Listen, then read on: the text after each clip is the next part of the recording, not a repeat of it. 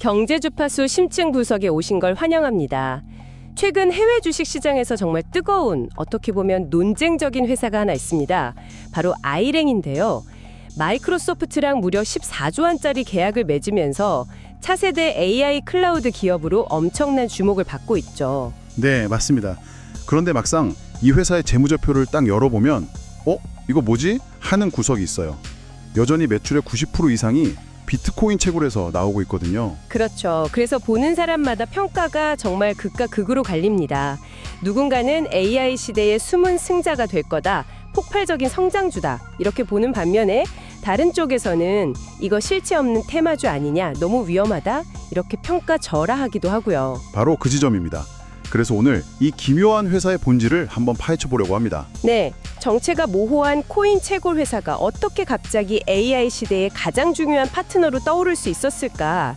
오늘 여러분과 함께 그 독특한 시작부터 또 운명을 바꾼 결정적인 순간, 그리고 앞으로 이 회사가 넘어야 할 거대한 과제까지 하나씩 들여다보겠습니다. 자, 우선 아이렌의 시작부터가 아주 흥미롭습니다. 보통의 기술 기업하고는 DNA 자체가 완전히 달라요. 창업자인 다니엘 윌 로버츠 형제, 이 사람들이 실리콘밸리 개발자가 아니고요.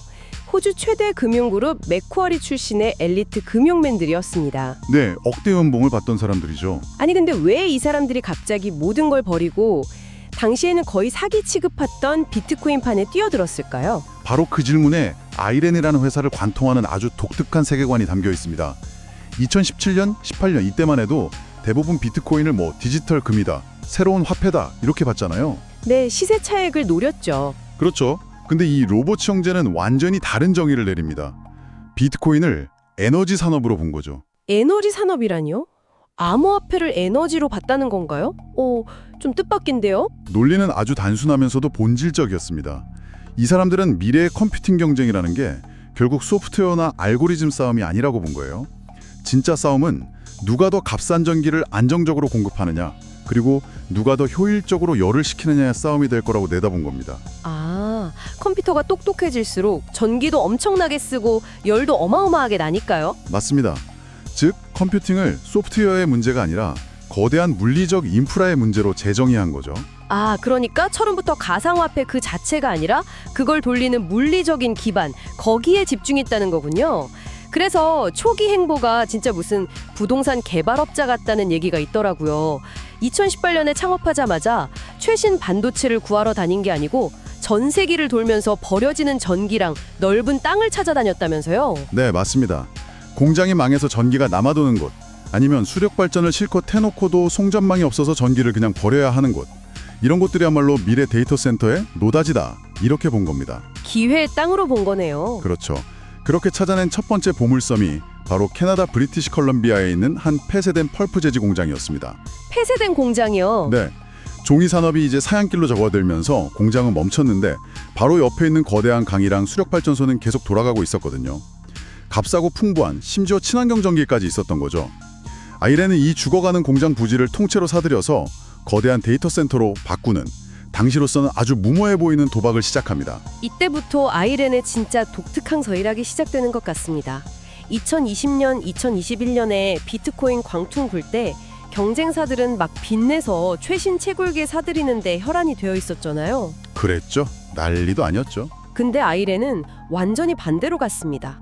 묵묵히 땅 사고 변전소 짓고 전력회사랑 장기 계약 맺는데 돈을 쏟아부었죠. 그래서 코인 캐는 회사가 무슨 땅 투기하냐, 이런 비웃음까지 샀다고 하더라고요. 아, 그랬군요. 바로 그 지점이 핵심입니다. 이 사람들이 노린 건 단순한 코인 수익이 아니었어요. 데이터 센터 운영 능력, 노하우를 축적하는 거였죠. 대부분의 채굴 업체들이 남의 데이터 센터 공간을 빌렸을 때 아이렌은 부지 선정부터 설계, 건설, 운영까지 모든 걸 다 직접 했습니다. 전부 다요? 네.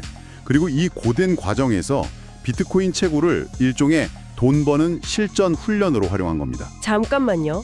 돈 버는 실전 훈련이라는 표현이 아주 재미있네요. 그게 구체적으로 어떤 의미인가요? 그냥 기계 돌리는 것 이상의 뭔가가 있었다는 뜻이겠죠? 그렇습니다.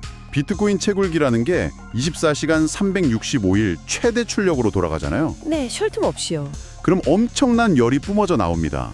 이 뜨거운 열을 어떻게 식혀야 전기세를 아낄 수 있는지, 또 캐나다의 그 혹한이나 텍사스의 폭염 속에서도 서버가 멈추지 않게 하려면 공조 시스템을 어떻게 설계해야 하는지, 이걸 수년간 정말 맨몸으로 부딪히면서 피 같은 데이터로 쌓아 올린 거죠. 와, 그러니까 이 사람들은 그냥 비트코인을 캔 게 아니네요.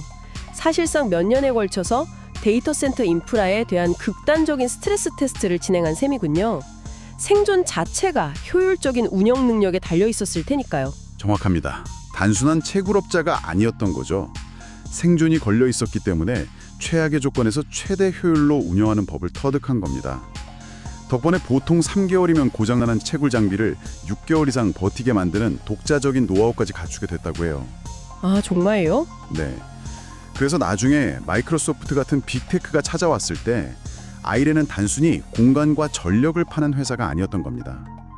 바로 이 전투에서 검증된 운영 능력, 이걸 팔 수 있었던 거죠. 와, 그 관점으로 보니까 이 회사가 완전히 다르게 보이네요. 남들이 코인 시세의 그래프 보면서 웃고 울 때 이 사람들은 조용히 전선 깔고 냉각탑 세우면서 자기들만의 그릇을 키우고 있었던 거군요. 그렇죠. 정말 대단한 통찰력과 인내심이 필요한 전략이었습니다. 시장이 알아주지 않을 때 반대 방향으로 간다는 게 말처럼 쉽지는 않았을 텐데요. 당연하죠. 이때까지만 해도 세상은 이들의 진짜 가치를 전혀 몰랐습니다. 그저 뭐 캐나다 시골 구석에서 비트코인이나 캐는 덩치만 큰 회사, 이 정도로만 취급했으니까요. 하지만 바로 그 투박한 인프라가 전 세계에서 가장 비싼 몸값을 자랑하게 되는 역사적인 순간이 다가오고 있었습니다. 바로 2023년 챗 GPT가 불러온 생성형 AI의 시대가 열린 거죠. 근데 이게 아이렌한테는 양날의 검이었어요. AI 시장은 뜨겁게 달아오르는데 아이러니하게도 비트코인 시장은 크립토 윈터라는 혹독한 겨울을 맞으면서 수익성에 곤두박질 쳤으니까요. 네, 바로 이 절체절명의 시기에 회사 내부에서 아주 영화 같은 사건이 하나 벌어집니다. 잘 알려지지 않은 이야기인데 CEO인 다니엘 로버츠가 친구들이랑 풋볼을 하다가 갈비뼈가 부러지는 부상을 당해요. 어이쿠. 근데 병원에서 정밀 검사를 받던 중에 우연히 신장에서 7cm짜리 종양을 발견하게 됩니다. 와, 정말 깜찍한 사고였지만 결과적으로는 생명을 구한 셈이네요. 그렇습니다. 다행히 조기에 발견해서 수술은 성공적으로 끝났지만 죽음의 문턱을 경험한 그는 완전히 다른 사람이 돼서 회사로 복귀하죠. 인생은 짧고 기회는 한 번뿐이다. 이런 깨달음을 얻고는 회사의 방향을 아주 과감하게 틀어버립니다. 그 유명한 선언을 하죠. 우리가 가진 이 거대한 인프라에 세상에서 가장 비싼 기계를 꽂자. 그게 바로 AI다. 그러면서 바로 예정됐던 비트코인 채굴기 확장을 중단시키고 엔비디아의 최고급 GPU H100을 사들이기 시작합니다. 네, 근데 제가 궁금한 건 당시 내부 반발이 엄청났을 것 같거든요. 당장 비트코인 반감기가 코앞인 상황이었잖아요. 맞습니다. 아주 중요한 지적이세요. 당시 내부에서는 채굴 보상이 절반으로 줄어서 수익성이 크게 나빠지는 비트코인 반감기가 코앞인데 왜 검증되지도 않은 AI에 베팅을 하느냐, 이런 우려가 엄청 컸습니다. 하지만 다니엘 로버츠의 확신은 확고했어요. 이 변동성이 극심한 채굴 사업보다는 안정적인 장기 계약을 맺을 수 있는 AI 클라우드 사업이 회사의 진짜 미래라고 본 것이죠. 그리고 그 과감한 결단이 불과 2년 뒤 회사를 완전히 다른 차원으로 올려놓는 신의 한 수가 됩니다. 바로 2025년 11월에 터진 마이크로소프트와의 97억 달러, 우리 돈으로 약 14조 원에 달하는 계약이죠. 아이렌 창업 이후에 벌어들인 모든 돈을 합친 것보다도 훨씬 큰 액수였습니다. 정말 어마어마하네요. 여기서 이제 모두가 궁금해하는 질문이 나옵니다. 왜 마이크로소프트는 수많은 회사 중에 아이렌을 선택했을까? 단순히 땅이랑 전기가 있다는 이유만은 아니었을 겁니다. 땅 가진 회사는 세상에 많으니까요. 왜 굳이 아이렌이었을까요? 핵심은 바로 속도와 운영 능력이었습니다. 당시 빅테크들은 AI 경쟁에서 뒤처질지 모른다는 극심한 패닉 상태였어요. 아, 엔비디아 칩 구하는 것도 전쟁이었지만 설령 칩을 구한다 해도 그걸 꽂아서 돌릴 데이터 센터를 짓는데 최소 3년에서 5년이 걸렸기 때문이죠. 시간이 문제였군요. 네, 부지 확보하고 전력 인허가 받고 건물 짓고 변전소 세우고, 이 과정은 돈만으로는 해결이 안 되는 시간의 영역이었으니까요. 아, 그런데 아이렌은 이미 그 모든 준비를 끝내놓은 상태였던 거군요. 맞습니다. 마이크로소프트 실사팀이 아이렌의 텍사스 현장을 방문했을 때 우리 내부팀보다 당신들이 데이터 센터를 더 빨리 짓는다, 이런 평가가 나왔을 정도였다고 합니다. 와, 아이렌은 이미 지어진 건물에 GPU만 딱 꽂으면 되는 상태였던 거죠. 결국 마이크로소프트는 14조 원이라는 천문학적인 돈으로 3년 이상의 시간을 산 셈이고, 아이렌은 자신들이 수년간 묵묵히 쌓아온 그 시간을 돈으로 바꾼 겁니다. 이 계약 하나로 아이렌은 스스로를 완벽하게 증명했네요. 자신들은 더 이상 변방의 코인 광부가 아니라 AI 문명을 움직이는 핵심 인프라의 주인이라는 것을요. 바로 그 순간부터 시장에서는 아이렌 같은 기업들을 네오클라우드라고 부르기 시작했습니다. 네오클라우드요? 네. 아마존이나 구글처럼 모든 서비스를 제공하는 범용 클라우드가 아니라 오직 AI 연산만을 위해서 처음부터 최적화된 고성능 컴퓨팅 자원을 제공하는 새로운 종족이 탄생한 거죠. 아이렌은 엔비디아로부터 칩을 우선 공급받는 파트너가 됐고, 마이크로소프트라는 가장 확실한 고객까지 확보하면서 불과 2년 만에 빅테크의 이너서클 안으로 진입한 겁니다. 이 마이크로소프트 계약이 마치 성공 신화의 화려한 마지막 챕터처럼 들리는데요. 하지만 재무제표를 들여다보면 이 이야기가 전혀 끝나지 않았다는 걸 알 수 있죠. 오히려 가장 위험한 구간이 이제 막 시작된 것 아닐까요? 정확합니다. 투자자들은 아이렌의 과거가 아니라 미래에 베팅하고 있는 겁니다. 앞서 말씀드렸듯이 재무제표상 매출의 97%가 여전히 비트코인에서 나오는 이 기형적인 구조를 시장은 사실상 의도적으로 무시하기로 합의한 것과 같아요. 이제 아이렌은 우리가 이렇게 대단한 계약을 따냈다 자랑하는 단계를 지나서, 그래서 그 계약으로 현금을 얼마나 벌어들일 것인가 라는 아주 냉혹한 질문에 숫자로 답해야 합니다. 그럼 앞으로 아이렌이 넘어야 할 가장 큰 과제, 진짜 승부처는 어디에 있을까요? 크게 두 가지입니다. 첫째는 역설적이게도 자본, 즉 돈입니다. 잠깐만요. 그 부분이 좀 이해가 안 되는데요. 방금 14조 원짜리 계약을 맺었다면서요. 근데 왜 돈이 문제라는 거죠? 마이크로소프트의 돈이 그 문제를 해결해줘야 하는 것 아닌가요? 아주 좋은 질문입니다. 많은 분들이 그렇게 생각하시지만 현실은 다릅니다.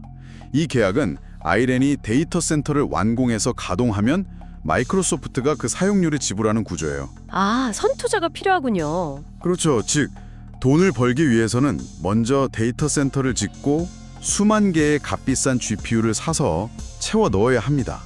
그러려면 천문학적인 돈이 먼저 들어가죠. 최근 아이렌이 대규모 유상증자를 발표하면서 주가가 크게 흔들렸던 것도 바로 이 때문입니다. 돈을 벌기 위해 먼저 엄청난 돈을 써야 하는 이른바 돈 먹는 하마의 딜레마에 빠진 거죠. 그렇군요. 그럼 두 번째 과제는 뭔가요? 바로 실행의 속도입니다. AI 시장은 하루가 다르게 변하고 있고, 경쟁자들도 정말 미친 듯이 속도전에 벌이고 있습니다.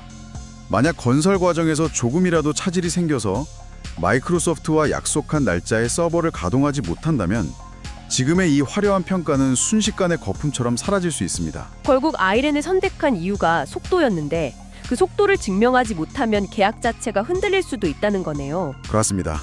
이제 아이렌은 AI 기업인가 코인 기업인가 이런 걸 따지는 건 무의미합니다. 오직 약속한 날짜에 약속한 성능을 구현했는가, 이 결과만이 유일한 평가 기준이 될 겁니다. 지금까지는 청사진을 펴놨다면 이제는 현실을 증명해야 하는 거죠. 정리를 좀 해보자면 아이렌의 이야기는 컴퓨팅의 본질을 에너지와 인프라로 꿰뚫어본 독특한 관점에서 시작됐습니다. 그리고 수년간의 묵묵한 준비 기간을 거쳤고, CEO의 개인적인 위기가 과감한 전환의 계기가 돼서 마침내 AI 시대의 핵심 플레이어로 떠오른 한편의 드라마와 같죠. 시장은 지금 이 회사가 제2의 엔비디아가 될지 아니면 무리한 확장의 저주에 걸린 테마주로 남을지 정말 숨죽여 지켜보고 있습니다. 분명한 것은 그들이 깔아놓은 판은 이미 되돌릴 수 없을 만큼 커졌고 주사위는 던져졌다는 사실입니다. 오늘 여러분께서 이 이야기를 들으시면서 이런 질문을 던져보시면 어떨까 합니다. 우리는 보통 AI 혁명을 이야기할 때 소프트웨어나 반도체 칩처럼 화려한 기술에 주목하잖아요. 네, 그렇죠. 하지만 아이렌의 사례는 진짜 병목 현상과 다음 기회가 어쩌면 훨씬 더 근본적이고 덜 화려한 것, 즉 땅, 전기, 그리고 냉각 기술 같은 물리적 기반에 있을 수 있다는 걸 보여줍니다.